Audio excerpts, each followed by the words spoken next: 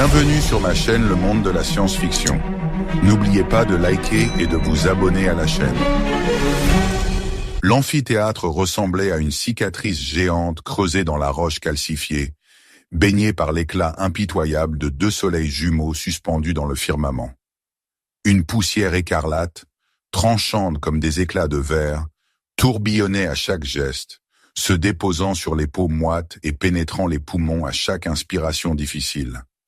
Ces particules fines adhéraient au corps en sueur, formant une seconde peau cramoisie qui marquait tous ceux qui osaient franchir le seuil de ce terrain sacré. Au-dessus des gradins, une végétation étrange s'accrochait aux structures osseuses, des excroissances épineuses et tordues qui pulsaient d'une bioluminescence interne. Parfois, quand les vents brûlants changèrent de direction, elles libéraient des nuages de spores microscopiques qui dérivaient comme des constellations mortelles à travers l'arène. Au centre de ce colisée ancestral se tenait Théron, son corps musculeux recouvert de cette poudre couleur sang qui lui était devenue aussi familière que son ombre. Ses yeux, autrefois brillants de détermination, portaient désormais le vide d'un homme qui avait trop vu et encore plus perdu. Toutes les unités, maintenez la formation. Bombardement dans 60 secondes. La voix grésillait dans sa mémoire. Le dernier ordre du commandant Beltran, avant que Théron ne tourne son vaisseau contre sa propre flotte. L'éclair des explosions, les hurlements dans le canal de communication, les visages des civils qu'il avait sauvés en trahissant tout ce pourquoi il s'était battu. Théron chassa le souvenir, se concentrant sur l'arène qui l'entourait. Le présent, le combat, la survie. Une année entière s'était écoulée depuis que son chasseur corporatif, l'épervier, s'était écrasé sur ce monde maudit. Le souvenir de ce jour brûlait encore dans son esprit. Les alarmes hurlant, les systèmes défaillants, le violent tremblement quand la coque du vaisseau avait percé l'atmosphère. Le vaisseau tournoyait de façon incontrôlée, les voyants clignotant en rouge, l'alarme de proximité gémissant. Ses mains pourtant stables après 100 missions de combat, luttaient pour reprendre le contrôle, tandis que l'entrée atmosphérique déchirait la coque. « Mayday! Mayday !» Épervier demande assistance immédiate. La transmission s'était interrompue au moment où les communications étaient mortes. En dessous, le paysage alien se précipitait à sa rencontre. Ce qui aurait dû être une mission de transport routinière s'était terminé dans les flammes et le métal tordu. Pendant une année, il avait survécu, se transformant d'un pilote chevronné en quelque chose de plus primitif, un gladiateur. Il était maintenant le champion invaincu du cercle des élus, un rituel brutal où les femmes guerrières du peuple indigène combattaient pour le droit de choisir le mâle le plus fort comme compagnon. Les murmures de la foule ondulaient à travers l'arène comme des vagues sur une mer empoisonnée. Il l'observait avec un mélange de crainte, de respect et de mépris à peine voilé. Il était un étranger, un alien à leurs coutumes. Pourtant, il avait maîtrisé leur combat sacré avec une facilité dérangeante.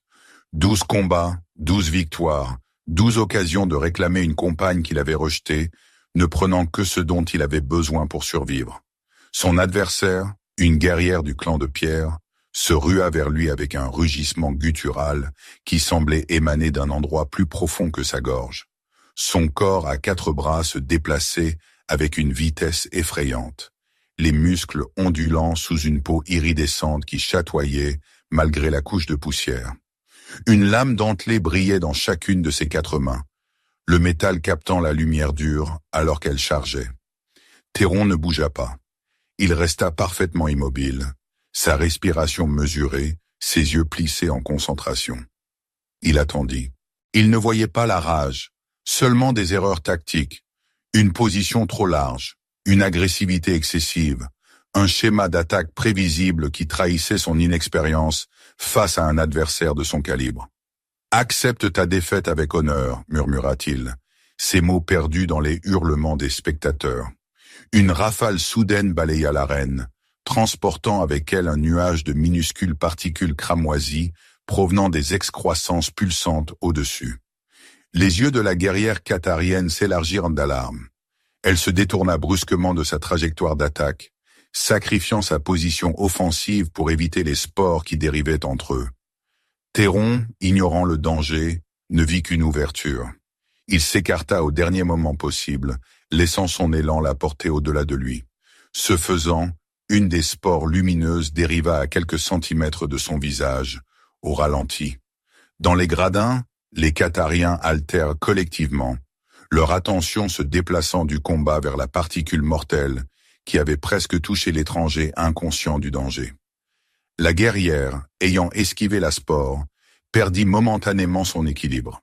Théron délivra un seul coup précis avec le manche de sa lance improvisée, un morceau de la coque de l'épervier qu'il avait façonné en arme, dans le groupe de nerfs à la base de son cou. Pendant une fraction de seconde, alors que son arme se connectait, le visage de la guerrière à 4 bras se brouilla devant ses yeux.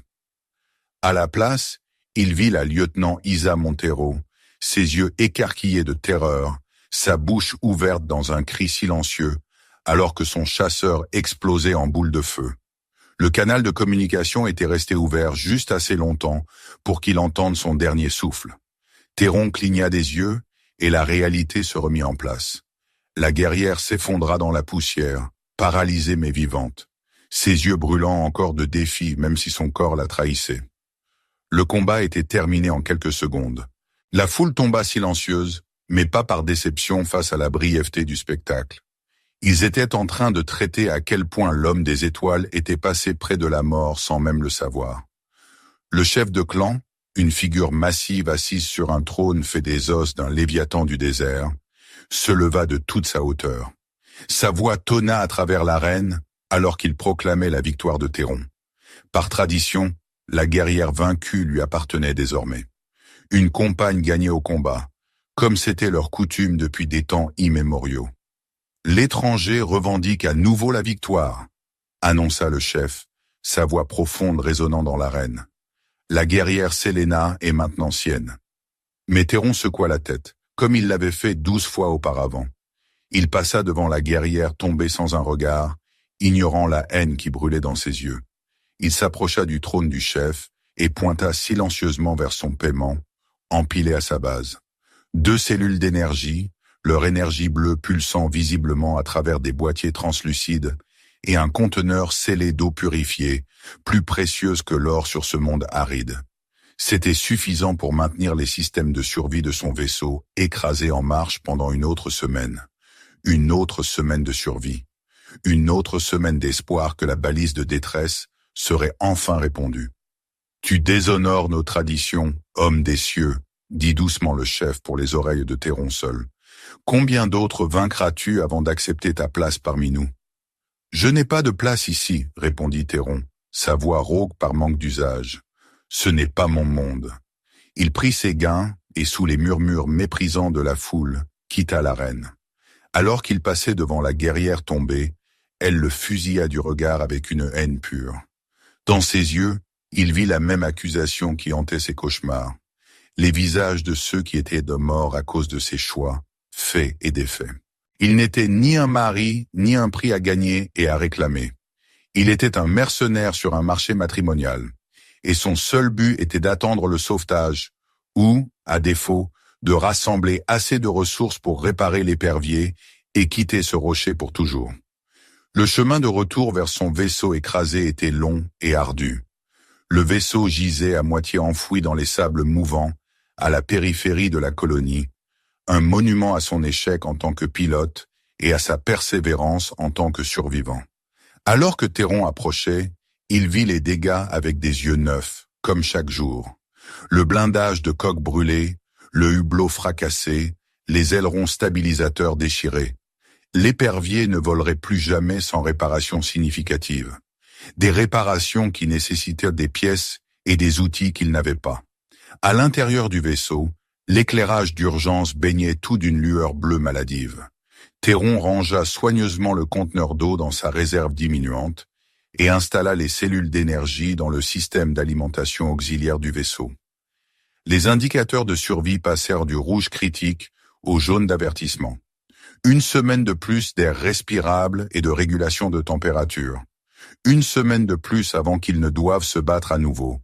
Il s'effondra sur son lit de fortune, le siège du pilote qu'il avait retiré et modifié, et ferma les yeux. Demain apporterait un autre jour de récupération, de réparation, d'espoir désespéré. Mais pour l'instant, il s'accordait le luxe de l'épuisement. Le sommeil vint rapidement, mais fut interrompu par des rêves de chez lui, de cieux bleus et de champs verts, de la famille qu'il avait laissée derrière quand il avait choisi de devenir pilote corporatif. Et sous ces images plaisantes se cachant des souvenirs plus sombres, les ordres qu'il avait refusé de suivre, les civils qu'il avait sauvés, la flotte qu'il avait trahie. Il était un héros pour certains, un traître pour d'autres, et maintenant il n'était ni l'un ni l'autre. Juste un survivant sur un monde hostile, se battant pour un jour de plus. Un cri strident le réveilla brutalement. Les lumières d'urgence vacillèrent, alors que Théron roulait de son lit de fortune, sa main atteignant automatiquement la lame sous son oreiller. Ses yeux se portèrent vers le moniteur de sécurité récupéré, montrant le périmètre de son vaisseau écrasé. Quelque chose de massif se déplaçait autour de la coque. Théron ajusta le flux. Les capteurs de vision nocturne révélèrent une créature de la taille d'un petit véhicule de transport. Son exosquelette segmenté brillait humidement au clair de lune. De multiples appendices ressemblant à des pinces grattaient contre la peau métallique de l'épervier, testant les faiblesses. Sa queue terminée par ce qui semblait être un dard cristallin s'arquait au-dessus de son dos, sondant les joints du sas. « Pas ce soir » marmonna Théron, activant le système de défense d'urgence du vaisseau. Un réseau bricolé de nœuds électriques qui envoyait un courant puissant à travers la coque extérieure. La créature convulsa lorsque la décharge la frappa, puis se retira dans l'obscurité, ses cris stridents s'estompant dans la nuit. Théron ne retourna pas à son lit. Au lieu de cela, il s'assit dans le siège du pilote, fixant les flux de sécurité. Il avait rafistolé les brèches du trou de son mieux, mais le métal s'amincissait par endroits. La faune native devenait plus audacieuse, attirée par la signature thermique du vaisseau. Ce n'était qu'une question de temps avant que quelque chose ne perce. Son sanctuaire devenait son tombeau. Le lendemain, l'air dans l'arène était électrique de tension.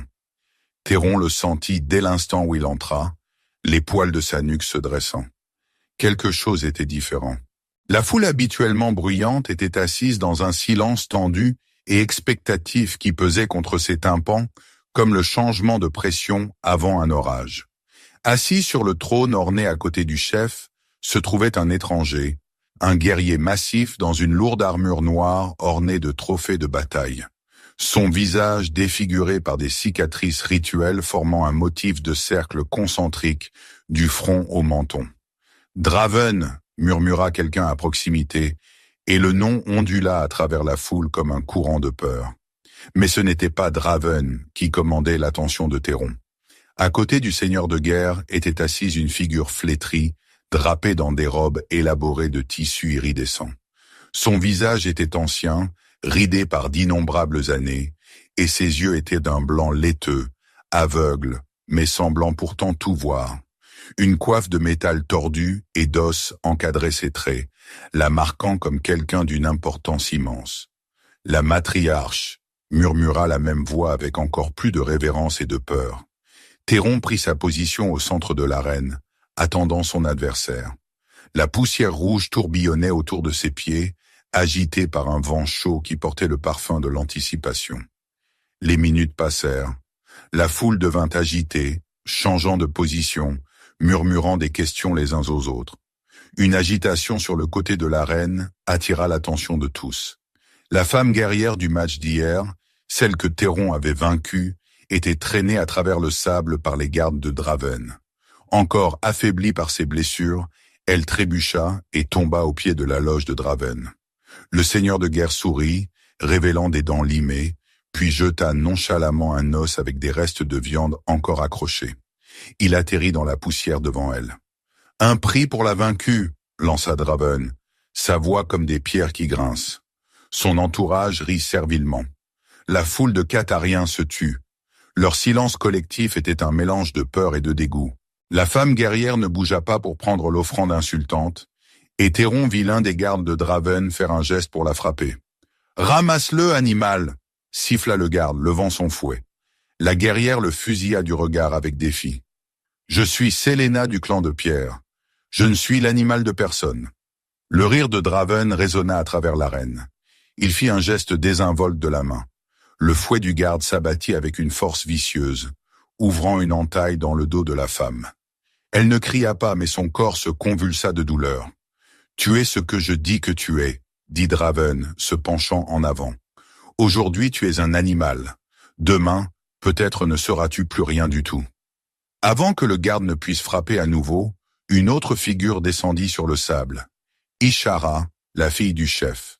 Sa peau était de la couleur du crépuscule profond, et ses cheveux argentés étaient tressés en une natte complexe qui tombait jusqu'à sa taille, ornée de crocs polis de prédateurs qu'elle avait tués à main nue. 4 bras musclés s'étendèrent de son torse, chacun un instrument parfait de destruction. Elle se déplaçait avec une grâce qui rendait les autres guerriers maladroits en comparaison, chaque pas calculé et précis. Un feu froid brûlait dans ses yeux dorés alors qu'elle approchait de Théron. Elle ne défia pas l'un des hommes de son clan, comme le dictait la tradition. Elle défia Théron, l'étranger, le champion invaincu. La foule éclata en exclamations choquées. Le chef se leva de son trône, son visage un masque de fureur contenue. Mais avant qu'il ne puisse parler, l'ancienne matriarche leva une main flétrie. La reine tomba immédiatement silencieuse. La prêtresse aveugle tourna son regard laiteux vers Ishara, bien que comment elle savait précisément où se tenait la jeune guerrière était un mystère. Sa voix, quand elle parla, était étonnamment forte et claire, portant jusqu'à chaque coin de l'arène sans effort. « La loi est la loi », intonna-t-elle. « Que le cercle décide. » Le chef se rassit dans son siège, son autorité visiblement diminuée par l'intervention de la matriarche. Le visage de Draven se tordit de rage, mais même lui n'osait pas défier le jugement de l'ancienne prêtresse. La voix du chef tonna à travers l'arène alors qu'il annonçait les termes du combat, et Théron sentit une main glacée serrer son cœur. Ishara se battait pour sa liberté. Son père avait promis sa main à Draven, le seigneur de guerre brutal qui était maintenant assis dans la loge des invités, son visage balafré tordu en un sourire cruel. L'union était censée sceller une paix fragile entre leurs clans, une alliance politique forgée à travers le corps d'une femme qui n'avait aucun mot à dire sur son sort. Par la loi ancienne, si elle battait le champion de l'arène, elle était libérée de tous les vœux qu'elle n'avait pas faits elle-même. Si elle perdait, elle était liée à devenir la compagne du vainqueur. Un pari qui la libérerait ou l'enchaînerait à un destin différent. Le piège s'était refermé et Théron était pris dans ses mâchoires. S'il gagnait, il la sauverait de Draven, mais la condamnerait à une union avec lui, un étranger qu'elle méprisait clairement. S'il perdait, il perdrait son statut, ses ressources, son seul moyen de survie sur ce monde hostile. Et s'il refusait complètement le combat, elle serait remise à Draven immédiatement, sans aucune chance d'échapper. Il regarda Ishara à travers l'arène. Elle le fixait directement, et dans ses yeux, il ne vit pas la haine, mais une supplication silencieuse qui transcendait les barrières linguistiques et les différences culturelles. Ce combat était sa seule chance de liberté, et lui, Théron, était son seul obstacle sur le chemin de cette liberté. « Que le combat commence !» déclara le chef, et la foule rugit son approbation. Ishara se déplaça comme de l'argent liquide, ses 4 bras tissant des motifs dans l'air, alors qu'elle tournait autour de Théron. Il leva sa lance défensivement, étudiant ses mouvements, cherchant des faiblesses dans sa garde. Contrairement à ses adversaires précédents, elle ne se précipita pas aveuglément. Elle était patiente, calculatrice, un prédateur qui connaissait la valeur d'attendre le moment parfait pour frapper. « Pourquoi moi ?» demanda doucement Théron, alors qu'ils tournaient l'un autour de l'autre. « Pourquoi ne pas défier quelqu'un que tu pourrais vaincre facilement ?» Ses yeux dorés se plissèrent. « Parce que tu es le seul qui vaut la peine d'être vaincu, » répondit-elle, sa voix comme du velours sur de l'acier. Elle frappa soudainement, 2 lames filant vers sa gorge tandis que les 2 autres visaient ses genoux. Théron para avec sa lance, le métal chantant alors qu'il déviait ses attaques. La force de l'impact envoya des vibrations dans ses bras, engourdissant momentanément ses doigts. Elle était plus forte qu'elle n'en avait l'air, chacun de ses 4 bras capable de porter des coups mortels. Le combat continua, une danse mortelle d'attaque et de contre-attaque. Théron porta un coup superficiel à son épaule, tirant le premier sang. La foule haleta. Personne n'avait jamais blessé la fille du chef au combat auparavant. Les yeux d'Ishara s'élargirent de surprise, puis se plissèrent avec un respect nouveau. Elle combattit avec une vigueur renouvelée, repoussant Théron vers le mur de l'arène. « Tu te bats bien pour un étranger, » dit-elle entre les coups. « Tu te bats bien pour quelqu'un qui veut perdre, » répondit-il, captant l'éclair de choc dans ses yeux. Avant qu'elle ne puisse répondre, un corps retentit, signalant la fin du premier round. Par tradition, les combattants reprendraient le lendemain, leur donnant le temps de se reposer et de se préparer pour la confrontation finale. Théron se retira vers son vaisseau, son esprit s'emballant avec les implications de ce qui venait de se passer. Ishara retourna au complexe de son père, où Draven attendait avec une rage à peine contenue. Cette nuit-là, elle vint à lui. Théron vivait dans ce qui restait de son vaisseau. La coque brisée de l'épervier était devenue sa maison et son atelier, un sanctuaire dans un monde qui le considérait comme un intrus. Il était assis à la lumière d'une lampe d'urgence, vérifiant les alarmes de périmètre primitives qu'il avait construites autour de son site de crash quand un mouvement s'enregistra sur son moniteur de sécurité de fortune, un réseau de capteurs récupérés du système de navigation de l'épervier. « Je sais que tu es là », dit-il sans lever les yeux, ajustant la sensibilité du scanner. « Mes pièges peuvent être primitifs, mais ils fonctionnent. » Elle entra dans la lumière teintée de bleu, sa silhouette apparaissant dans l'ouverture béante du sas. Elle ne portait pas d'armure, seulement une tunique simple de tissu grossier qui ne dissimulait guère le corps puissant en dessous. Ses cheveux argentés pendaient libres, dégagés de leurs tresses de guerrière. « Pourtant je suis toujours là, » répondit-elle, s'avançant dans son domaine, ses yeux scrutant chaque coin, chaque ombre. Elle se déplaçait comme un prédateur, évaluant les menaces, cataloguant les faiblesses. « Seulement celle que je veux, » dit Théron, se retournant finalement pour lui faire face. Sa main planait près de l'arme à son côté. Ses yeux se plissèrent. Elle s'enfonça plus profondément dans le vaisseau, faisant le tour de l'espace exigu comme un prédateur. L'air entre eux crépitait de tension. Elle tendit la main vers un panneau sur le mur, et Théron bougea avec la vitesse de l'éclair, attrapant son poignet. « Ne touche pas à ça, » dit-il, sa voix basse et dangereuse. Elle ne se retira pas. Au lieu de cela, elle se pencha plus près, son visage à quelques centimètres du sien. « Tu me crains, » dit-elle, pas une question, mais une observation. « Le respect et la peur sont des choses différentes, » répondit Théron, tenant toujours son poignet. « Je respecte ce dont tu es capable. » Elle se tordit soudainement, brisant sa prise avec une force surprenante. Dans le même mouvement fluide, elle tira une lame dissimulée de sa tunique et la pressa contre ses côtes. Théron réagit instinctivement, sa main se refermant autour de sa gorge, son autre main tirant sa propre lame vers son cœur. Ils restèrent figés dans cette étreinte mortelle, ni l'un ni l'autre ne voulant reculer. « Nous pourrions nous entretuer maintenant, » dit doucement Théron. « Est-ce que cela résoudrait quoi que ce soit ?» Après un long moment, Ishara abaissa sa lame. Théron relâcha sa gorge. Ils se séparèrent, chacun étudiant l'autre avec une méfiance nouvelle. Elle s'enfonça plus profondément dans le vaisseau, passant ses doigts le long des panneaux de contrôle, du blindage de coque endommagé. Elle s'approcha de sa zone de couchage, ramassant sa vieille veste de vol, examinant l'insigne qui marquait autrefois son rang et son unité. « Tu veux que je perde ?» dit Théron, l'observant attentivement, se tendant alors qu'elle explorait son espace privé. « Tu dois perdre, » dit-elle, sa voix calme mais ferme, se retournant pour lui faire face. Elle se tenait maintenant à côté d'une section du vaisseau où des diagrammes des spécifications de l'épervier étaient encore visibles sur un écran fissuré. « Demain dans l'arène, tu dois me laisser gagner. » Théron leva finalement les yeux, ses mains vérifiant automatiquement le tranchant de sa lame. « Mon honneur n'est pas à vendre, » répondit-il calmement. Elle rit amèrement, le son résonnant dans l'espace confiné de l'intérieur du vaisseau. L'honneur d'un mercenaire qui vend ses compétences pour du carburant. Ne me fais pas rire, homme des cieux. Elle se rapprocha de la console de navigation endommagée du vaisseau, étudiant la carte stellaire encore visible sur un écran fracturé. « Tu tues pour la politique », dit-elle, étudiant une carte stellaire sur sa console endommagée. « Tu massacres des innocents pour des ressources. Tu appelles ça l'honneur. »« Je n'ai jamais tué d'innocents, » répondit Théron, sa voix comme du gravier. « C'est pour ça que je suis ici. C'est pour ça que j'ai fui. » Elle se tourna vers lui, le scepticisme clair dans ses yeux dorés. Le déserteur honorable. Une contradiction.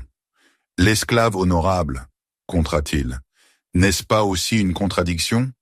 Ses narines se dilatèrent. « Je ne suis pas une esclave. Pourtant tu es échangée comme une propriété pour la paix. » Il cracha le dernier mot. « Une paix achetée avec de la chair n'est pas une paix du tout. »« Et que saurais-tu de nos coutumes ?» demanda-t-elle, sa voix s'élevant. « Toi qui t'es écrasé ici il y a 1 an, tu ne sais rien de nos luttes, de notre histoire. »« J'en sais assez, » interrompit Théron, se levant. « Je sais reconnaître quand quelqu'un est utilisé. J'ai vu ça avant. J'ai suivi des ordres avant, jusqu'à ce que je ne puisse plus. » Elle l'étudia, sa colère cédant la place à la curiosité. « Que s'est-il passé? Quels ordres ne pouvais-tu pas suivre ?» Théron se détourna, les souvenirs trop crus. « Il voulait que je bombarde une colonie civile, des milliers d'innocents, pour détruire un seul avant-poste ennemi. Et tu as refusé? J'ai fait plus que refuser.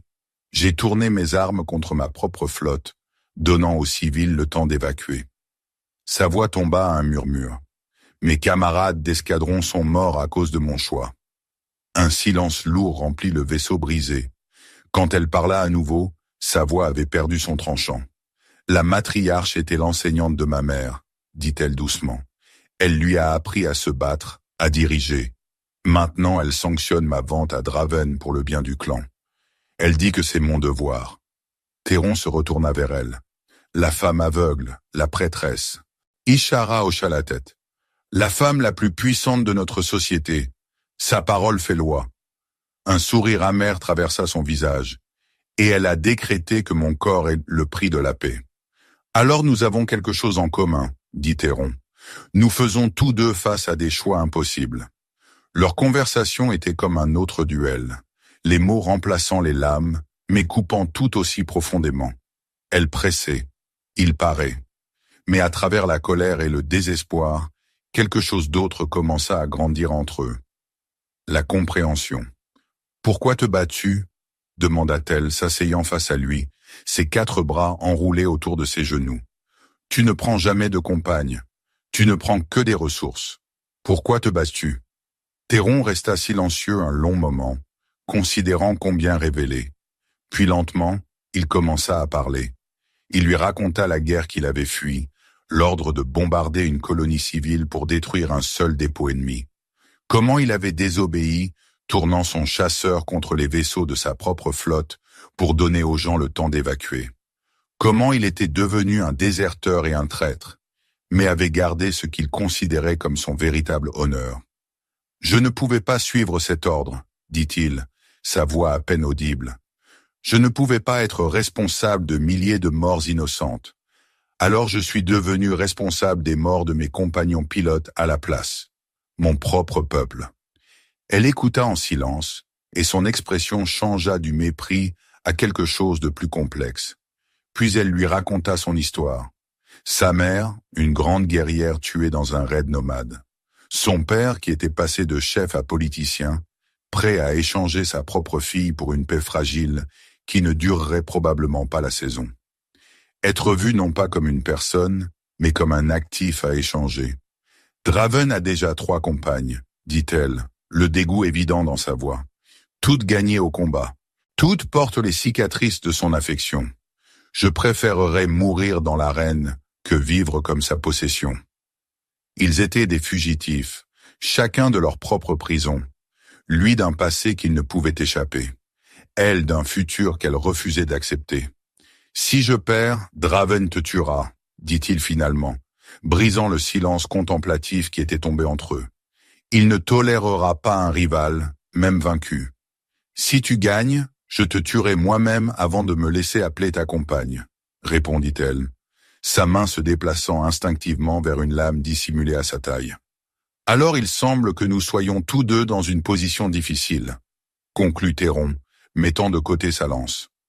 Peu importe qui gagne demain, quelqu'un perd tout.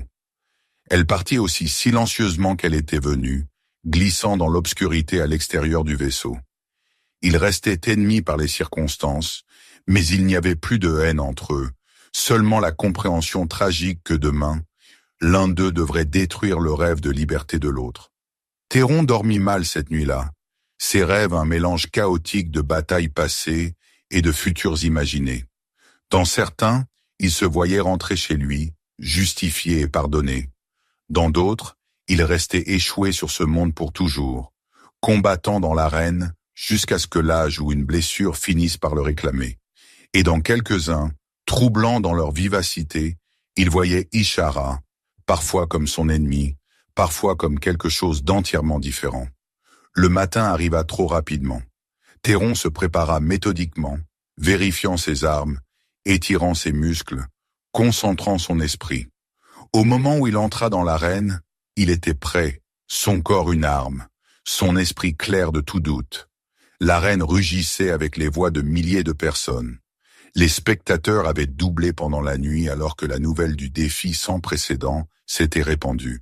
La lumière dure battait d'en haut, transformant la poussière rouge en braise luisante qui semblait brûler à chaque pas. Ishara entra du côté opposé, son armure brillante, ses cheveux argentés à nouveau tressés pour la bataille.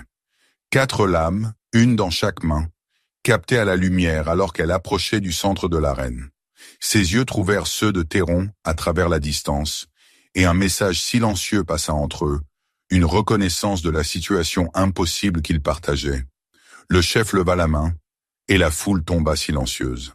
Draven se pencha en avant sur son siège, son visage balafré tordu d'anticipation. La main tomba. Le combat commença. Ce n'était pas une bagarre brutale comme beaucoup de batailles d'arène. C'était une danse de mort et de vie, d'habileté et de force, de 2 âmes prises dans le même piège, mais se battant pour des échappatoires différentes. Ces tactiques calculées, affûtées dans des dizaines de batailles et des années d'entraînement militaire, contre sa grâce naturelle et sa fureur, nées de ce monde dur et d'une vie de préparation au combat. Chaque attaque de lui était précise et mortelle, un témoignage de son entraînement. Chaque coup d'aile était une incarnation de puissance et de vitesse, une démonstration de son droit de naissance en tant que guerrière. Ils se déplaçaient comme 2 prédateurs s'étudiant mutuellement, cherchant une faiblesse à exploiter, un moment de vulnérabilité, mais il n'y avait aucune faiblesse chez aucun d'eux. L'arène tomba silencieuse, observant un duel dont on n'avait pas vu l'équivalent depuis des générations. Même le chef se pencha en avant sur son trône, captivé par la démonstration de prouesse martiale. Le temps semblait s'étirer et se comprimer. Les minutes semblaient des heures alors qu'ils combattaient, leur corps luisant de sueur, leur respiration devenant laborieuse. Aucun ne gagna un avantage clair. Pour chaque coup que Théron portait, Ishara répondait par l'un des siens. Pour chaque attaque qu'elle lançait, il avait une défense préparée. Mais Théron était plus expérimenté. Il commença à la lire, à anticiper ses attaques basées sur de subtils changements dans sa position et la tension dans ses muscles. Il voyait comment elle déplaçait son poids avant une attaque, comment les muscles de ses épaules se tendaient avant un coup. Il commença à mener la danse, la forçant sur la défensive, la faisant reculer pas à pas à travers le sol de l'arène. Il vit les moments où il aurait pu mettre fin au combat. Là, elle était ouverte après une rotation puissante. Un coup à l'arrière de son genou et elle tomberait. Là, sa main avec la lame s'abaissa trop bas pour un instant, une poussée, et elle serait désarmée. Mais à chaque fois, il hésita, son esprit rejouant leur conversation de la nuit précédente. « Si tu gagnes, je te tuerai moi-même avant de me laisser appeler ta compagne. » Il saisit finalement une ouverture, sa lance s'élançant dans une manœuvre complexe qui envoya une de ses lames tournoyer dans la poussière. Elle trébucha en arrière, momentanément déséquilibrée. Théron pressa son avantage, balayant ses jambes sous elle avec un coup précis. Elle tomba durement, le souffle chassé de ses poumons. Avant qu'elle ne puisse récupérer, il se tenait au-dessus d'elle, sa lance à sa gorge. La reine tomba dans un silence mortel. La victoire, absolue et indéniable. Théron regarda Ishara, sa poitrine se soulevant avec l'effort, ses yeux larges avec la réalisation de la défaite. Dans ses iris dorés, il ne vit pas la peur de la mort, mais la terreur d'une vie dans une cage. La cage de Draven. Il vit un reflet de lui-même cette nuit, où il avait choisi la fuite plutôt que d'obéir à un ordre immoral. Le choix entre la soumission et la liberté. Sa main avait plané au-dessus du panneau de contrôle des armes, la colonie civile en dessous, abritant des milliers de personnes. L'ordre de la détruire résonnait encore dans ses oreilles. « Monsieur, il y a des familles là-bas », avait-il dit. « Perte acceptable », était venue la réponse froide. En ce moment, il avait fait son choix. De l'autre côté de l'arène, Draven se levait déjà de son siège, un sourire triomphant fendant son visage balafré, alors qu'il se préparait à féliciter son nouveau gendre. L'homme qui avait gagné la femme que Draven ne pouvait avoir. La matriarche restait immobile, ses yeux aveugles ne révélant rien de ses pensées. La reine regardait, des milliers retenant leur souffle pour que le champion réclame son prix. Puis avec une lenteur délibérée, Théron abaissa sa lance. Il fit un pas en arrière, puis un autre. Il regarda autour de l'arène les milliers de spectateurs, le système qui les avait tous deux piégés, lui et Ishara, dans ce moment. Puis avec détermination et précision, il planta sa lance au centre exact de l'arène, l'enfonçant profondément dans le sable rouge. L'arme se tenait là, vibrant légèrement. Un rejet non seulement de la victoire, mais de tout le système qu'il exigeait. Un drapeau planté en défiance de leur tradition. Un silence stupéfait tomba sur l'arène, alors que Théron s'éloignait de son arme et de sa victoire. Il se tenait sans arme et vulnérable devant Ishara. Ishara le fixait avec incrédulité, figé sur place. La foule éclata en cris confus. Le visage de Draven se tordit de rage. Théron se tenait sans défense, les bras le long du corps, ne faisant aucun geste pour se protéger ou récupérer son arme.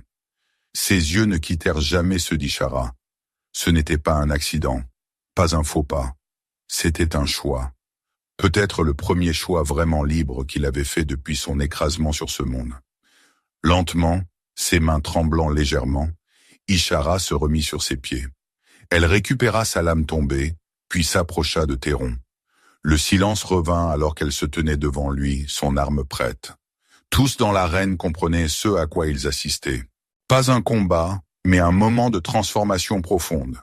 Elle plaça la lame contre sa gorge, traçant une fine ligne cramoisie. Théron se figea. Il leva lentement les mains dans le geste universel de reddition. Il avait perdu.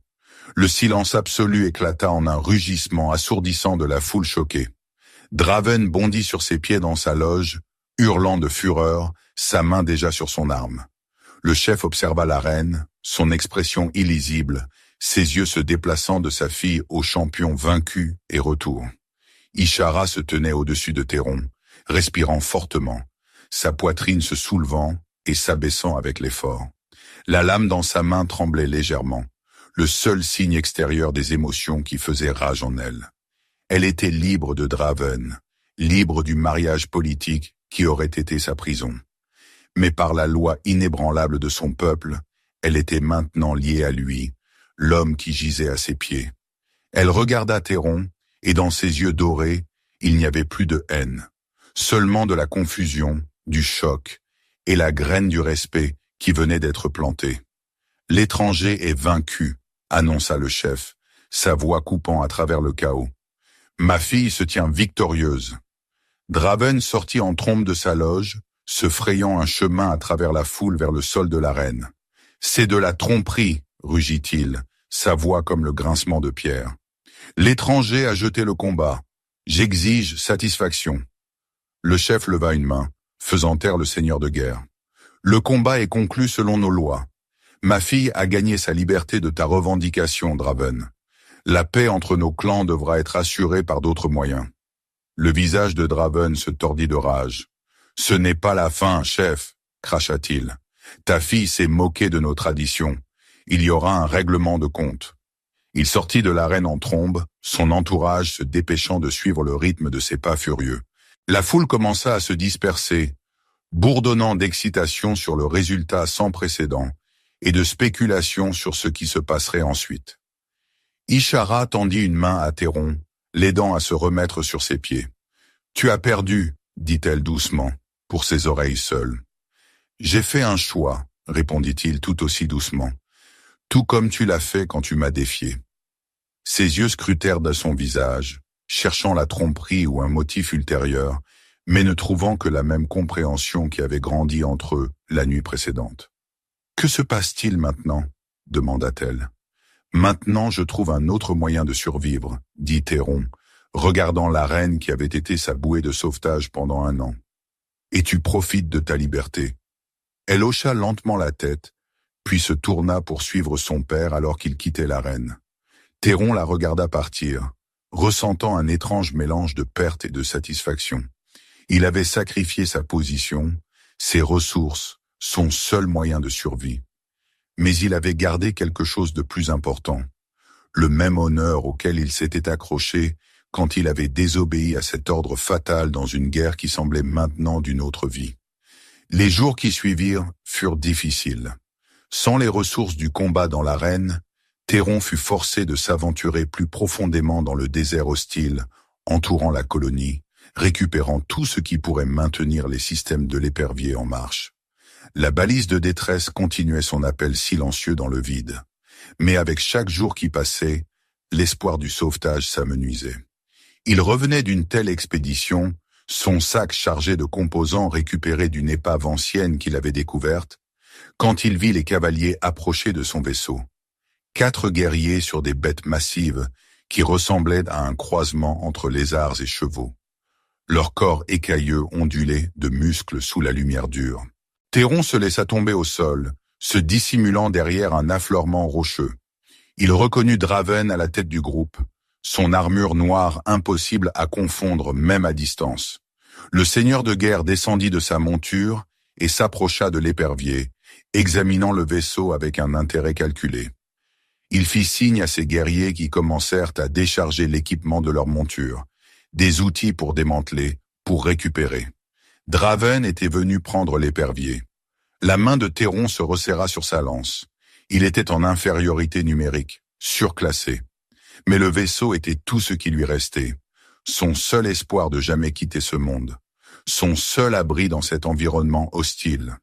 Il se prépara à se lever, à affronter les intrus, sachant que cela signifierait probablement sa mort.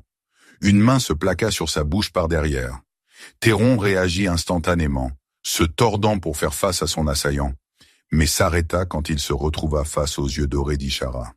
Elle pressa un doigt sur ses lèvres, signalant le silence, puis lui fit signe de la suivre. Ils se retirèrent à une distance sûre où 2 de ses guerriers attendaient, avec des bêtes de monte. « Draven cherche la vengeance », chuchota-t-elle avec urgence. « Il croit que tu lui as coûté son prix. Moi, il compte prendre ton vaisseau en compensation et ta vie si tu essaies de l'arrêter.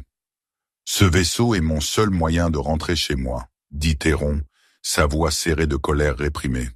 C'est une coque brisée qui ne volera plus jamais, contra-t-elle. Mon père m'a envoyé pour t'amener à la colonie. Tu es sous sa protection maintenant. Pourquoi me protégerait-il? L'expression d'Ishara s'adoucit légèrement. Parce que je le lui ai demandé, et parce qu'il respecte ce que tu as fait dans l'arène. Choisir l'honneur plutôt que la victoire. Théron regarda en arrière vers son vaisseau, où les guerriers de Draven commençaient déjà à démonter le blindage extérieur. Tout ce qu'il avait récupéré au cours de l'année passée, chaque réparation qu'il avait faite, chaque espoir de sauvetage éventuel, tout était déchiré par des mains avides.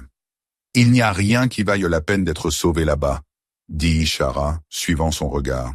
« Les vraies pièces dont tu as besoin, celles qui pourraient réellement réparer ton vaisseau, sont en possession de mon père. Il les collectionne depuis avant ton arrivée, d'autres épaves dans le désert profond. Théron se tourna vers elle, la surprise évidente sur son visage. Pourquoi ferait-il ça? Parce qu'il croit qu'un jour quelqu'un viendra te chercher. Et quand ils le feront, il veut s'assurer qu'ils trouvent un ami, pas un ennemi. Elle monta sur sa bête et lui tendit la main. Viens, il y a beaucoup à discuter. Une semaine plus tard, dans la salle du trône du chef, une cérémonie différente de toute autre avait lieu. Les affaires de Théron, ce peu que Draven avait laissé intact, lui furent rendues avec quelque chose d'inattendu. L'épervier entièrement réparé et ravitaillé. Ses systèmes restaurés en utilisant des pièces que le chef avait collectionnées au fil des années de commerce avec d'autres colonies. Tu as montré un honneur que nous n'avons pas vu même parmi nos propres guerriers, dit le chef, sa voix profonde portant jusqu'à chaque coin de la salle. Tu as sacrifié ta victoire et ton statut pour la liberté d'une autre. Nous t'accordons ta liberté en retour. Vole où tu le souhaites. Théron hocha la tête, acceptant le cadeau avec humilité et gratitude. La balise de détresse avait finalement été répondue la veille. Un vaisseau de sauvetage corporatif était en route, devant arriver dans quelques jours. Après un an d'exil, il retournerait finalement aux étoiles, à la civilisation, à une vie au-delà du combat sans fin dans une arène poussiéreuse. Mais alors qu'il se tournait pour partir, Ishara lui bloqua le chemin. Elle se tenait devant lui, non plus en armure de bataille, mais dans les robes cérémonielles de sa position de fille du chef. Ses cheveux argentés coulaient librement dans son dos, ornés de bijoux plutôt que de trophées de bataille. « Père, dit-elle, sa voix résonnant dans la salle, il a perdu la bataille pour me donner un choix. Maintenant mon choix est de rester avec celui qui valorise la liberté plus que la victoire. » Un murmure parcourut les membres du clan assemblé. C'était sans précédent. Une championne choisissant son adversaire, vaincue plutôt que l'inverse. Avant qu'elle ne puisse en dire plus, les portes massives de la salle du trône s'ouvrirent violemment. Draven entra à grands pas, flanqué d'une douzaine de guerriers lourdement armés. Son visage était tordu de rage. « Cette mascarade a assez duré », cracha-t-il, tirant son arme, une lame massive dentelée qui bourdonnait d'une énergie inconnue. « L'étranger a conspiré pour me voler mon prix légitime. J'exige satisfaction. » Le chef se leva de son trône. « C'est une cérémonie sacrée, Draven. Tu oses violer nos coutumes avec des armes tirées? » « Tes coutumes » rit Draven, un son dur et grinçant. « Tu as abandonné la coutume quand tu as permis à cette farce de combat de tenir. » Il pointa sa lame vers Théron. « L'étranger a jeté le combat. De droit, elle m'appartient. »« Je n'appartiens à personne, » dit Ishara, s'avançant pour se tenir entre Théron et Draven. « J'ai combattu et gagné ma liberté, comme c'est mon droit. » Le visage de Draven s'assombrit. « Alors je vous défie tous les deux, ici et maintenant. » Ces guerriers se déployèrent, encerclant les occupants de la salle du trône. Théron se déplaça aux côtés d'Ishara, sans armes, mais résolu. « Il semblerait, dit-il doucement, qu'aucun de nous ne partira tout de suite. » Un léger tapotement résonna dans la salle soudainement silencieuse.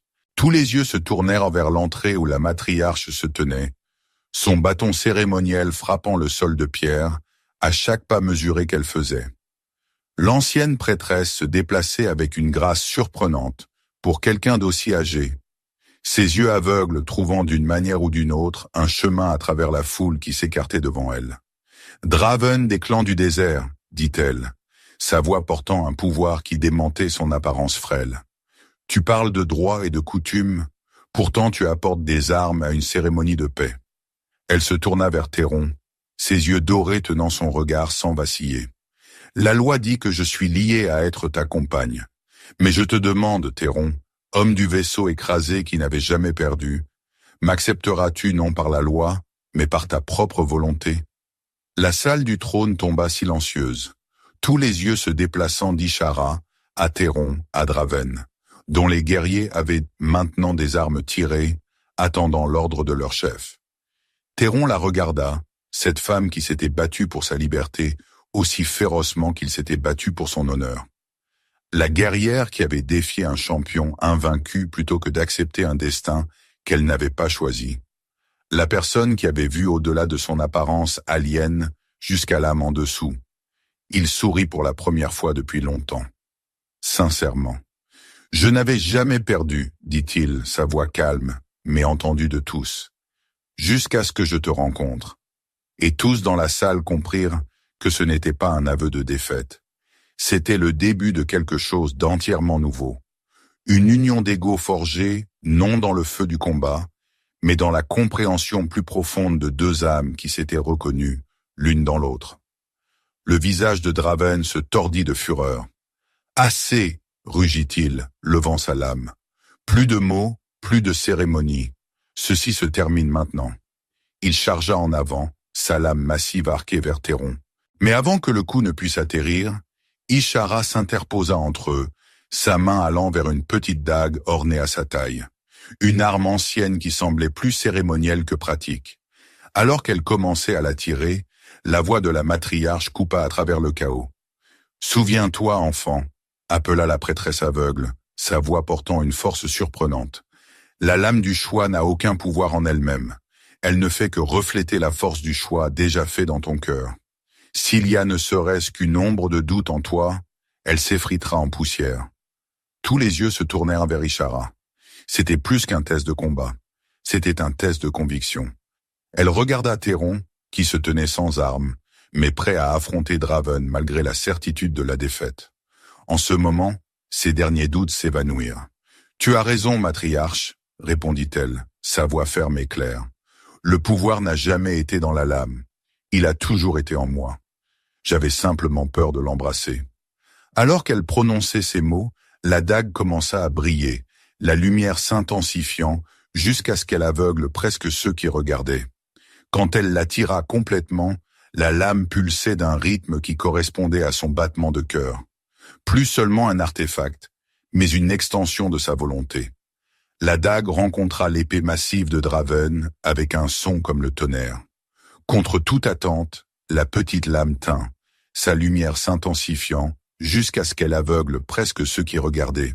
« C'est la lame du choix », dit Ishara, sa voix sonnant avec autorité. « Transmise par la lignée de ma mère depuis 20 générations pour être utilisée seulement lors de la défense du véritable choix de son cœur. Elle ne peut être maniée que par une fille qui cherche à protéger son compagnon librement choisi. » L'éclat de la lame s'intensifia, confirmant la vérité de ses paroles et la sincérité de son choix. « Notre loi la plus ancienne, Draven. Même toi, tu ne peux t'y opposer. » Draven fixa la dague luisante, puis le visage résolu d'Ishara. Pendant un moment, le résultat resta en suspens. Puis avec un rugissement de frustration, il abaissa son arme. « Ce n'est pas fini, » gronda-t-il, reculant. « Il y aura un règlement de compte. »« Peut-être, » dit le chef se levant de son trône, « mais pas aujourd'hui. Aujourd'hui, nous honorons le choix et la liberté, les fondements même des lois de notre peuple. » Quand Draven et ses guerriers furent partis, un silence lourd tomba sur la salle du trône. La matriarche s'approcha d'Ishara, ses yeux aveugles fixés sur la lame encore luisante dans la main de la jeune guerrière. « La lame du choix n'a pas brillé comme ça depuis 3 générations, » dit l'ancienne prêtresse. « Pas depuis que ta grand-mère a affronté la migration du serpent des sables. » Le chef regarda Théron avec un respect nouveau. « Tu pourrais retourner aux étoiles, homme des cieux. Ton vaisseau est réparé. Ta balise a été répondue. Pourquoi rester ici dans notre poussière ?» Théron regarda Ishara, puis de nouveau le chef. Pour la première fois depuis son arrivée sur ce monde, son visage ne portait pas la tension de la survie, mais la calme certitude d'un but. « Toute ma vie, j'ai été un pilote, » dit-il, sa voix ferme et claire. « Le travail d'un pilote n'est pas seulement de voler, c'est de tracer une route. Pendant des années, j'ai volé en utilisant les cartes des autres, en suivant les ordres des autres. Ici, il fit une pause, regardant autour de lui les Cathariens assemblés. Pour la première fois, je sens que je peux aider à tracer une nouvelle route. Pas dans le ciel, mais sur le sol. » Le chef hocha lentement la tête, la compréhension s'éveillant dans ses yeux. « De fugitif à éclaireur, un voyage intéressant, homme des cieux. » « Les voyages les plus importants, » répondit Théron, « suivent rarement des chemins attendus. » Une semaine plus tard, Théron se tenait devant l'épervier. Le vaisseau avait été entièrement réparé, sa coque rapiécée, ses systèmes restaurés, ses moteurs amorcés. Après d'innombrables réparations et improvisations, le vaisseau était finalement en état de vol. La poussière rouge de Qatar tourbillonnait autour de ses jambes de force d'atterrissage, portée par le vent chaud perpétuel qui balayait la colonie. Théron passa sa main le long du métal lisse de la coque, sentant les contours familiers sous ses doigts. Ce vaisseau avait été sa prison pendant 1 an. Maintenant, il représentait quelque chose d'entièrement différent. Un choix. Il grimpa l'échelle d'accès et ouvrit un panneau externe près du cockpit. À l'intérieur, une petite lumière bleue pulsait régulièrement. La balise d'urgence qui avait transmis son signal de détresse continuellement depuis le crash. La même balise qui avait consommé tant de son énergie durement gagnée. La raison pour laquelle il s'était battu dans l'arène semaine après semaine, grattant assez de ressources pour la maintenir en marche. Sa main plana au-dessus de l'interrupteur.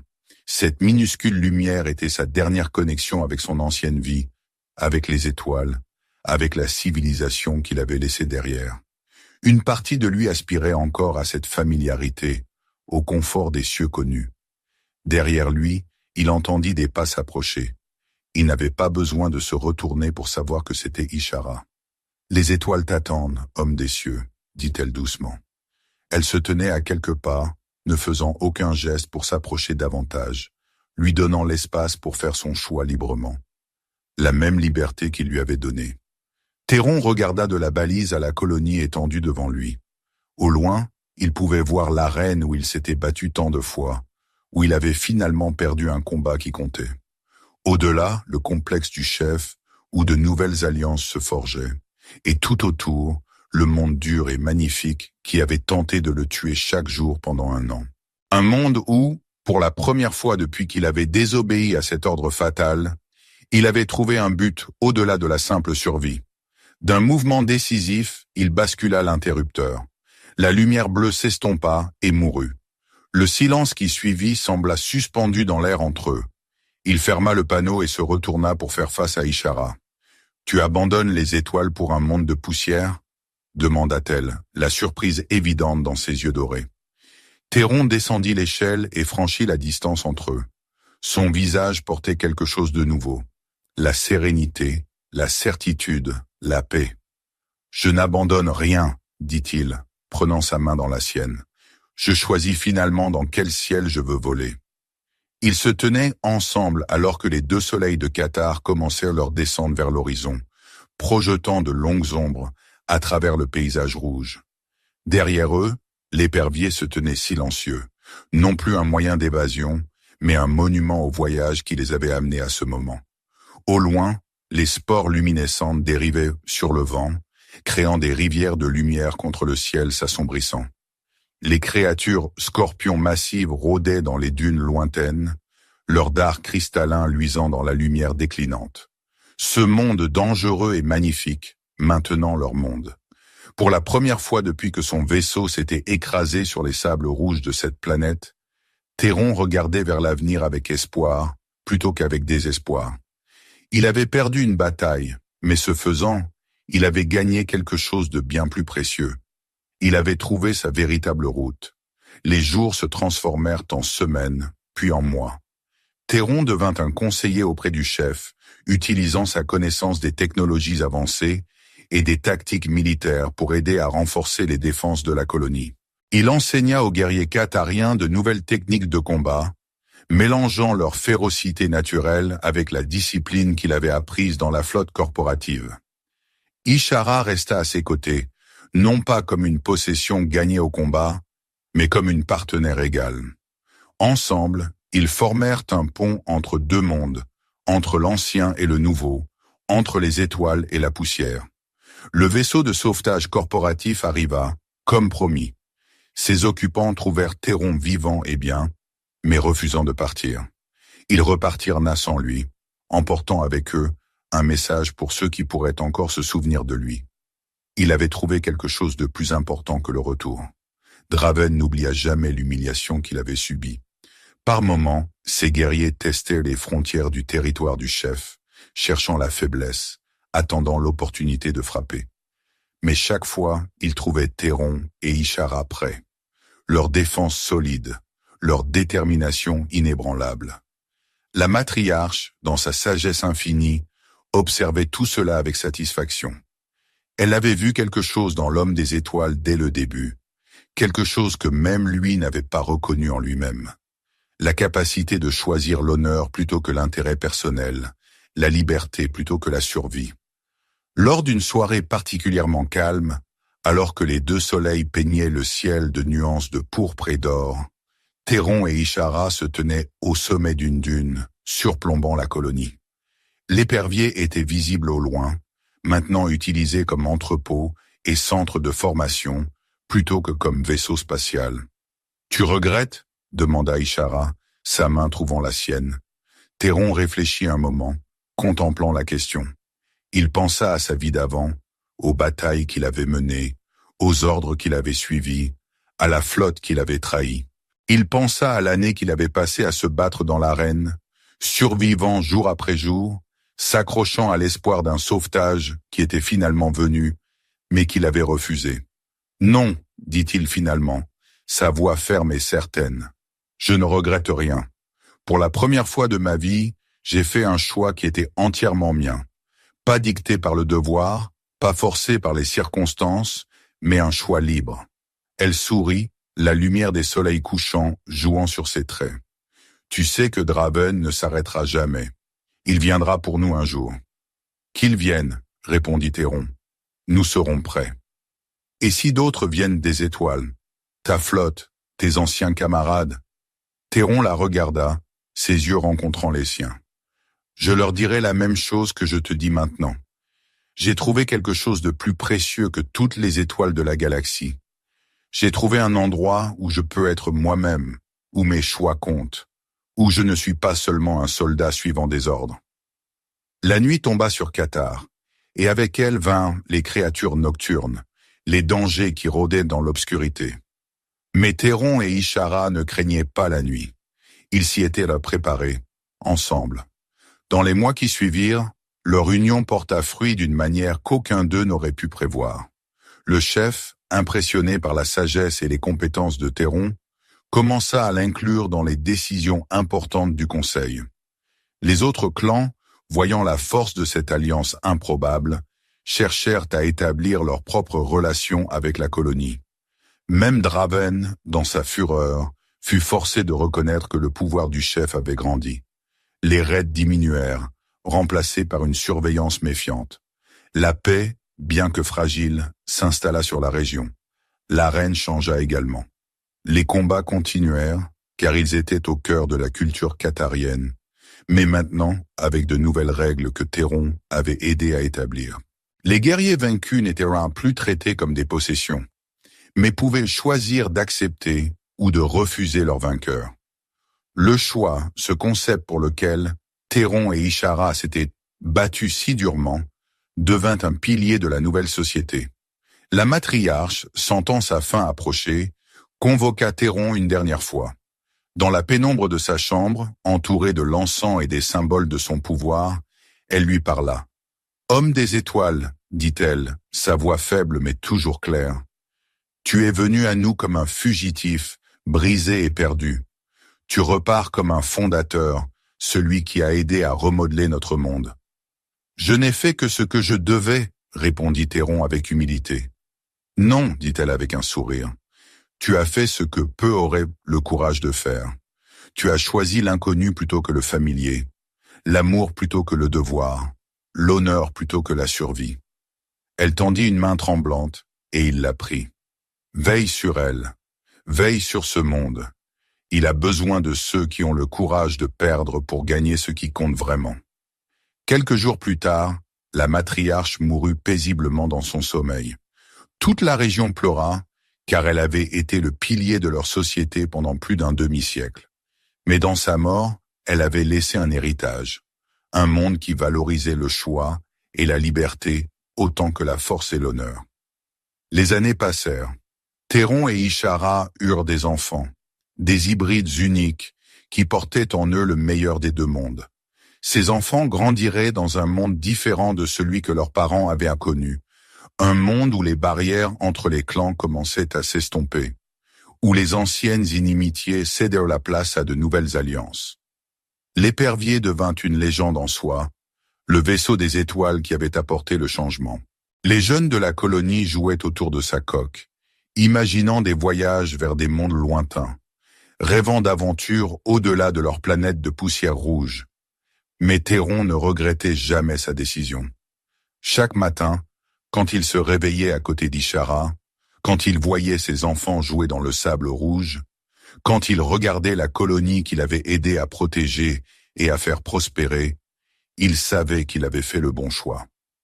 Il avait été un pilote, un soldat, un déserteur, un gladiateur, et enfin, un homme libre. Son voyage l'avait mené à travers les étoiles et échoué sur un monde alien, mais c'est là qu'il avait découvert la vérité la plus importante. Parfois, perdre une bataille est la seule façon de gagner la guerre pour son âme. Les deux soleils continuaient leur danse éternelle dans le ciel de Qatar. Les vents portaient toujours la poussière rouge qui marquait tous ceux qui foulaient cette terre. Les créatures dangereuses rôdaient toujours dans les dunes. Mais maintenant, ce monde n'était plus une prison. C'était un foyer.